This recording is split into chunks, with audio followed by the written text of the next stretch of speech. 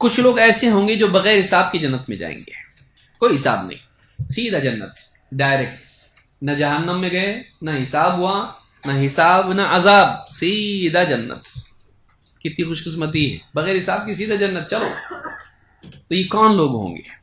عمران ابن حسین رضی اللہ تعالیٰ کہتے ہیں ان رسول اللہ صلی اللہ علیہ وسلم قال يدخل الجنت من امتی 70,000 بغیر حساب، میری امت میں 70,000 لوگ ایسے ہوں گے جو بغیر حساب کے جنت میں جائیں گے، جو بغیر حساب کے جنت میں جائیں گے۔ قالوا من هم یا رسول اللہ، صحابہ نے پوچھا اللہ کے رسول وہ کون ہوں گے؟ قال هم الذين لا يسترقون ولا يتطيرون ولا يكتوون وعلى ربهم يتوکلون، آپ نے فرمایا یہ وہ لوگ ہیں جو اپنے لیے رقیہ نہیں کرواتے، نہیں بولتے میرے اوپر پڑھ کے پھونکو، وہ اپنے لیے رقیہ نہیں کرواتے، اور وہ اپنے لیے وہ شگن نہیں لیتے، تطیر نہیں کرتے، یعنی پرندہ دایاں گیا تو کام ہوگا، بایاں گیا تو نہیں ہوگا، ایسا نہیں کرتے ہیں، شگن نہیں لیتے۔ بلی راستہ کاٹی تو کام نہیں ہونے والا ہے، دودھ گرا تو نہیں ہونے والا، پیچھے سے کوئی چیخا تو نہیں ہونے والا، وہ ایسا بس شگونی نہیں لیتے ہیں۔ ولا يتطيرون ولا يكتوون، اور وہ علاج کے لیے داغ نہیں لگواتے۔ پہلے زمانے میں ایسا علاج ہوتا تھا کہ زخم اگر کسی کو ہے جنگ وغیرہ میں ہو گیا، جلا کے زخم کو کیا کر دیتے تھے، بند کر دیتے تھے تو خون رک جاتا تھا اس سے، تو جلانے کا بھی ایک طریقہ تھا۔ یہ جہنم کا عذاب ہے جو دیا جائے گا، تو پسند نہیں کیا گیا اس کو۔ جو لوگ زکوٰۃ نہیں دیتے ہیں ان کو کیا کیا جائے گا، سونا چاندی جو بھی ان کا ہے جو روک کے رکھا تھا زکوٰۃ نہیں دی، تو ان کو کیا کیا جائے گا، اس سے داغ دیا جائے گا عذاب کے طور پر۔ تو پسند نہیں کیا اللہ کے رسول صلی اللہ علیہ وسلم، لیکن وہ حرام نہیں ہے، اگر مجبور ہو جائے انسان تو علاج کر سکتا ہے۔ ولا یکتوون وعلی ربہم یتوکلون، وہ کیا کرتے ہیں پھر، نہ وہ رقیہ کرواتے ہیں، نہ وہ شگن لیتے ہیں، نہ وہ داغ لگواتے ہیں، تو پھر کرتے کیا ہیں، وعلی ربہم یتوکلون، وہ اپنے رب پہ بھروسہ کرتے ہیں، وہ اپنے رب پر بھروسہ کرتے ہیں۔ تو یہ لوگ ہیں جو توکل کرنے والے ہیں، یہ جنت میں کیسا جائیں گے، بغیر حساب کے۔ آج پبلک میں کیسا ہے، ذرا بھی ہوا تو کچھ ہے کہ کوئی بابا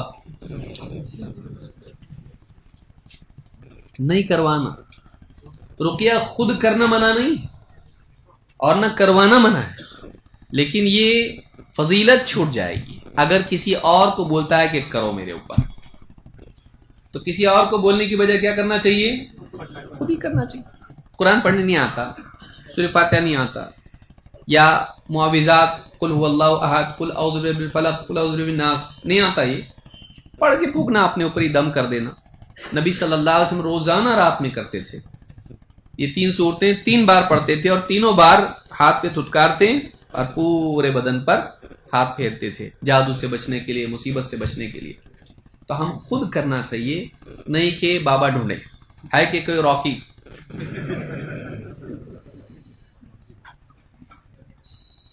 آج کل راکی بھی ایسے ہیں، اللہ ہدایت دے، گھر میں برتن بھی گرے تو کیا بولے گا، تمہارے گھر میں جن ہے 25,000 سال پرانا،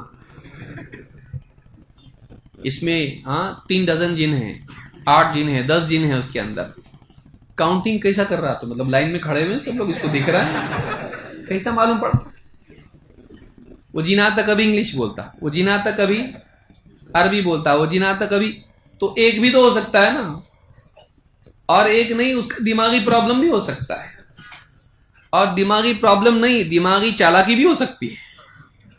بعض اوقات بہو میں آتا جن، اب پوری کہانی سمجھ گیا، مطلب آپ لوگوں کو معلوم ہے، ساس بہت ستاتی تو کس میں آتا جن، ساس بھی ایک دم ہی ہو جاتی کہ اس کے اندر آتما ہے، اس کے اندر جن ہے، تو وہ بھی سدھر جاتی، اس کو برابر چائے لا کے دیتی، الٹا ہو جاتا پھر سب کچھ، جو وہ بولی سنتی ساس۔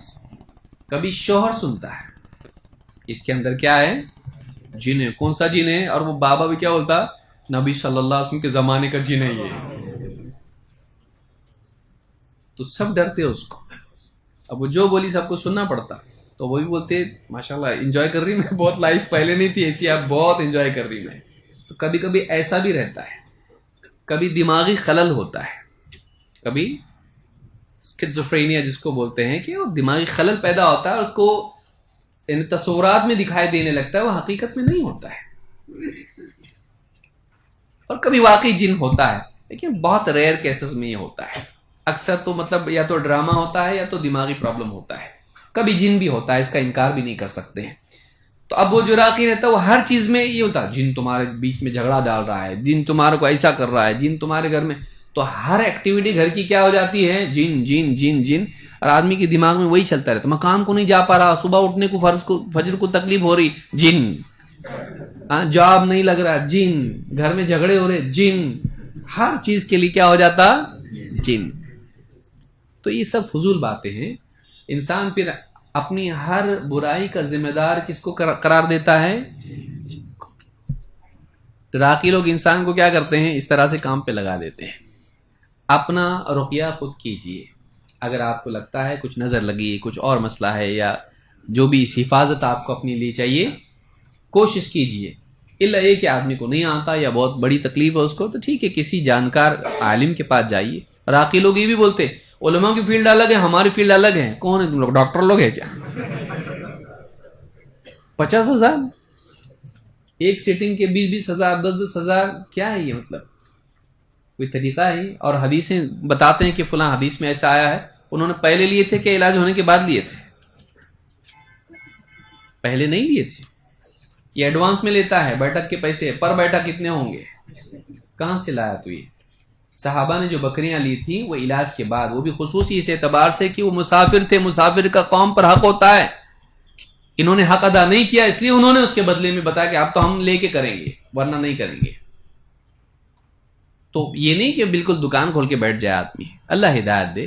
یہ امت بھی ایسی ہے کہ مطلب چلی جاتی ہے اور سالوں سال آدمی پڑا رہتا ہے اور علاج ہوتا بھی نہیں ہے، خالی امید میں پڑا رہتا ہے. اور کئیوں کی یعنی مال بھی ضائع ہوتے ہیں، کئیوں کی عزت بھی بعض اوقات ضائع ہو جاتی ہے. اچھے تو برے بھی اس میدان میں، اچھے بیوقوف بھی ہیں اس میدان میں. صرف اچھا ہونا دنیا میں کافی ہے، سمجھدار ہونا بھی ضروری ہے. تو بہرحال یہ جو لوگ اس سے بچتے ہیں، نہ رقیہ کرواتے ہیں، نہ شگون لیتے ہیں اور نہ داغ لگواتے ہیں، بلکہ رب پر توکل کرتے ہیں، یہ جنت میں کیسے داخل ہوں گے؟ بغیر حساب کے. لیکن اسی پر بات روکے گی نہیں، آگے اور بھی ہے.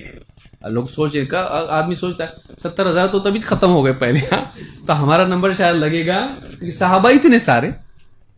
تو پھر بعد والوں کے لیے دروازہ بند.